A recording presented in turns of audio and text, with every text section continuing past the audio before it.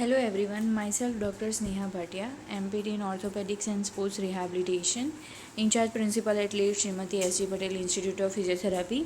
Today my lecture will be on patient history questions for the hip joint. So before I start with my lecture, I would like to inform you all that my channel according to YouTube analytics is having watch time from 61% of the people who have yet not subscribed my channel. So I request all the people who have not subscribed to my channel to please subscribe it and press the bell icon to get notified for the next video. So all the question from the standard history taking format must be asked to the patient. In addition to that, certain hip joint specific question must be asked to the patient. So first question that we have to ask the patient who comes with the hip joint pathology is what is the age of the patient. Different conditions occur in different age groups and range of motion decreases with the age. So for example, congenital hip dysplasia is seen in infancy, primarily in girls. Legg-Calvé-Perthes disease is more common in boys 3 to 12 years of age. And elderly women are more prone to osteoporotic femoral neck fracture. That is why we must ask the age of the patient. Second question is what was the mechanism of injury? If the patient land on the outside of the hip joint, in example trochanteric bursitis, or land on or hit the knee, jarring the hip in case of subluxation or acetabular-labral tear.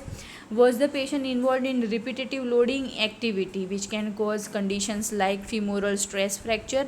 A careful determination of the mechanism of injury often leads to a diagnosis of the problem. So mechanism of injury should be asked to the patient.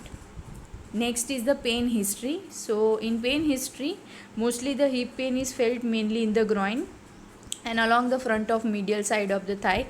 Pain from the lumbar spine commonly be referred to the back or lateral aspect of the hip joint. Lateral hip pain may be due to the trochanteric bursitis or tear of the gluteus medius tendon, and most commonly it is seen in older patients. Lateral hip pain may also simulate the L4 nerve root pain, and assessment of the back should also be considered for lateral or posterior symptoms of the hip joint. So pain history, again referred pain. The hip joint pathology can also give referred pain to the knee or back and may increase on walking.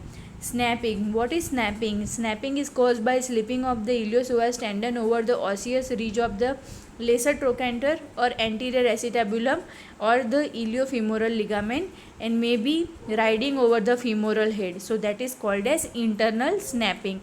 So if the snapping is due to the iliopsoas tendon or iliofemoral ligament, the snapping often occurs at approximately 45 degrees of flexion.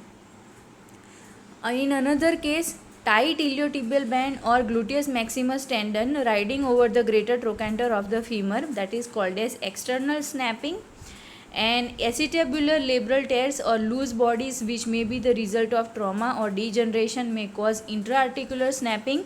So in case of intra-articular snapping, patient will be mostly from 20 to 40 years of age, complaining of sharp pain into the groin and anterior thigh, basically on the pivoting movements. So snapping hip syndrome can be classified into three, as we have already talked about. That can be internal snapping, external snapping, or intra-articular snapping. So condition, hip joint condition is improving, worsening, or the same. So this question gives the examiner some idea of the present state of the joint and pathology, and it also tells us whether the disease is progressive or not. So does any type of activity ease the pain or make it worse? So trochanteric bursitis often results from abnormal running mechanics with the feet crossing midline, that is due to increased adduction, wide pelvis and genu-valgum. So we have to ask the patient that what is the aggravating factor and relieving factor for the pain. Are there any movements that the patient feels are weak or abnormal? Why we have to ask this question? Because for example in piriformis syndrome, the sciatic nerve may be compressed and the piriformis muscle is tender and the hip abduction and lateral rotation are weak. So that's why we have to ask the patient that if any particular movement of the hip joint is weak or the patient feels that it is abnormal or not. So what is the patient's usual activity or pastime? So examiner should be able to tell whether repetitive or sustained position have contributed to the problem. Also the examiner can develop some idea of the functional impairment felt by the patient. So you have to ask the patient that in particular activities of daily life or particular function whether they are having any difficulty or not. So for today's video, the content I have taken from the book Orthopedic Physical Assessment, David Magee. So corona से बचे और अपने साथ अपने परिवार को भी बचाए. Stay at home and follow the rules described by the government, and that can help the doctors and all the frontline workers who are fighting against the outbreak of COVID-19. So thank you for watching this video. If you have enjoyed watching this video, then please subscribe my channel and share it with your friends. Thank you.